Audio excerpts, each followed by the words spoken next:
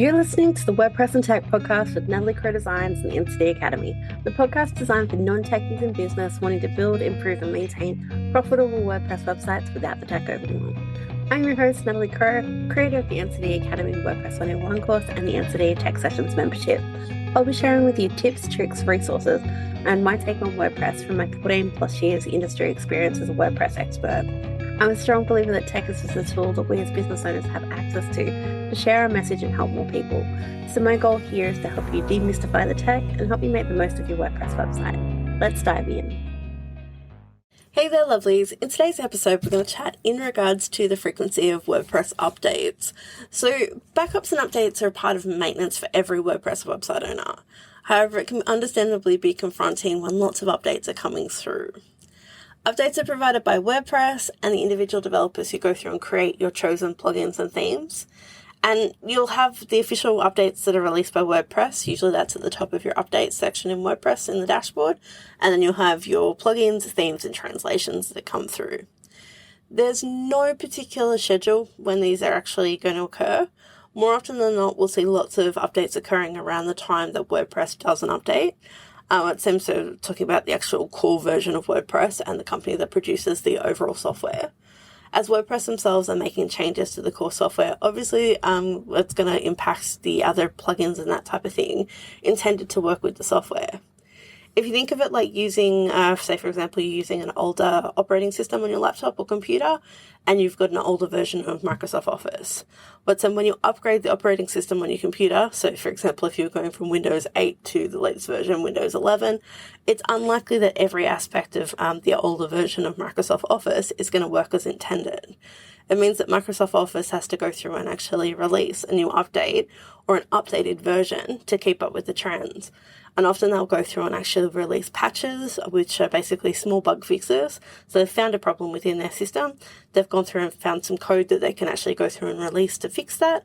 And it'll go through and they'll update and provide you with an update. So you might see one plugin go through and have 3 or 4 updates during a month. That come through that have those fixes in it. So going back to the WordPress update side of things, these are basically released at the discretion of those developers. So why are there so many? Why do we need to keep on top of them? And I guess even if we can look at a couple of different tips that you can use when we go through and actually tackle this ourselves. So first and foremost, why are there so many updates? WordPress is a free open source software. It's designed to allow developers to go through and actually create new and innovative things. So for example, going through and adding new functionality and features, also making it easier for us to go through and actually do certain things. For example, you've got plugins that'll help you go through and create contact forms or help you design pages using the visual builders. SEO plugins to go through and actually help you go through and make your website more search engine friendly. Security plugins to protect your site from hackers and so much more. These great things mean there are so many amazing things that we can actually do with WordPress. However, depending on what plugins and themes you're actually using, the developers or the companies that are likely creating these offerings as a means of making income, they'll often have a lot of customers using their product, and they're likely wanting to make sure that their plugin or theme or whatever it is the best or the one solution for that particular problem that they're offering. After all, if you think about it, there are over 455 million active WordPress installations worldwide. That's a lot of potential customers, and this is a business for them, much like what we have in our place for our own businesses. So naturally, they want to keep on top of these bugs or the problems that arise, and they'll also go through and actually add new features to improve what they're actually offering. Hence why these updates come in, and that's why there's often lots of them. If you think about it, say you've got 20 plugins installed on your website, you may even have more. Then you've got your themes. Often most websites, even the ones that I've actually gone in and worked on, will have multiple themes installed, even though you can only use one at a time. Plus then you've got the core WordPress system itself. That's at least 22 different companies or developers working to keep their offering and performing at its best. So it can be pretty noisy in terms of the number of updates we're seeing coming through. But that one brings me to my next question. Why do we need to keep on top of them? Unfortunately, whilst we have these amazing developers creating all these fantastic things, they do need to tell us why or what's they're actually changing and what's been improved, fixed, etc. WordPress does it as so that creators can actually go through with each of their plugins and actually update to make it work or keep it up to date. And they use what they call a changelog file to provide information, or even when they're going through and actually publishing what they call a roadmap for their plugin. We've got these new innovative things coming. Keep an eye out for this. It's coming soon. This changelog is necessary. We need to know the differences between each of the versions that we use, but it also means there are developers out there who create bots and scripts that target WordPress sites that with the intent to actually exploit them based on these known weaknesses. Often by just looking at the sites that are outdated, themes, and even the core version of WordPress, they can see when our sites aren't up to date, which is not intended to scare you, but it's also something just to be mindful of. If your site hasn't got security hardening in place to conceal this type of sensitive information, it's quite easy for a bot to go through and actually detect what's being used. There are even websites online with the sole purpose to allow you to freely scan a website based on a domain to see what plugins are actually being used.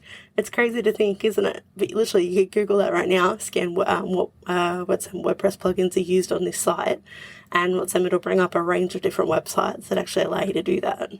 So this is why we do need to keep on top of our WordPress updates, and this is why it's even more important to take regular backups of our site. But in general, the things that you can do here, and I guess some tips for you. Number one, always use plugins and themes from trusted sources. So before you even start using a plugin or theme, look at the actual information provided about that plugin or theme. So you'll look at the number of active installations. So how many websites are already using it? How many reviews have they got, and are they good reviews? When was the last time they actually updated their theme or plugin?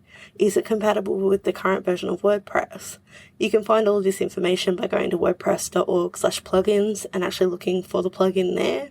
You can respectively do that for the themes as well by going to wordpress.org/themes. And you can go through and actually get this information when you go into the WordPress plugins or theme sections directly inside your dashboard. The second one here is always, I can't go through and actually press this enough. Take a backup of your site before you do any sort of updates or massive changes. I need this one printed on a t-shirt. It's one of the biggest things that I tell my students all the time.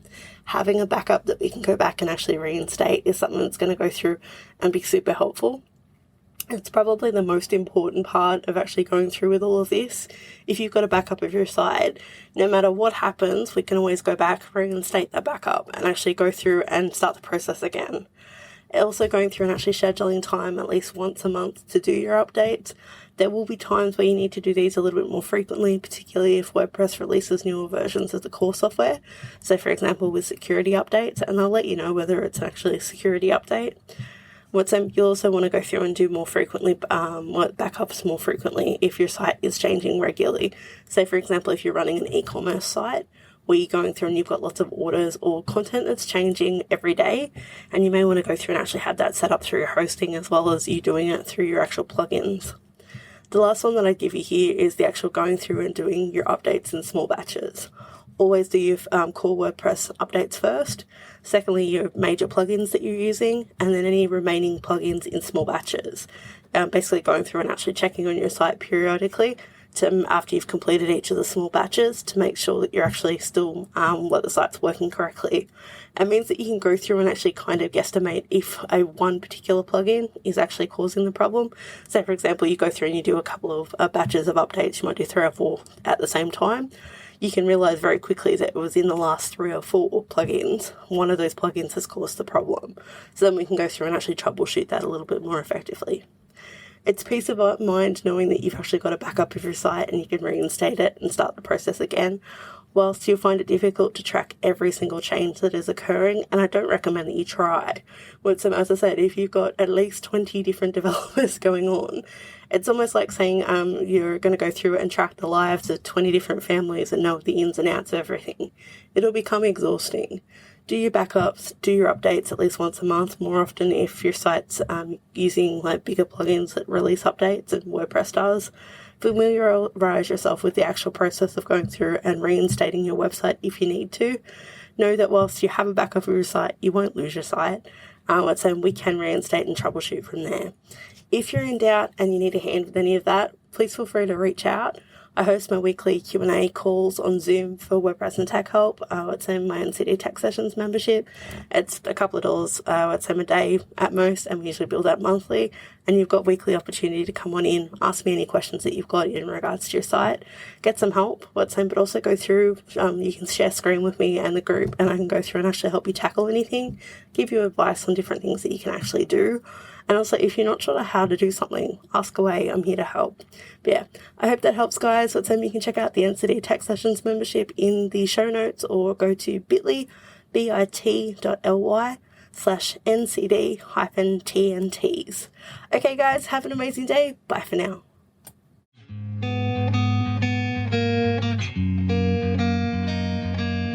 You've been listening to the WordPress and Tech podcast with Natalie Crow. I'd love for you to go through and subscribe so you don't miss any of our next episodes. Also head over to ncdacademy.com.au/podcast for all of our free resources and tools and tips.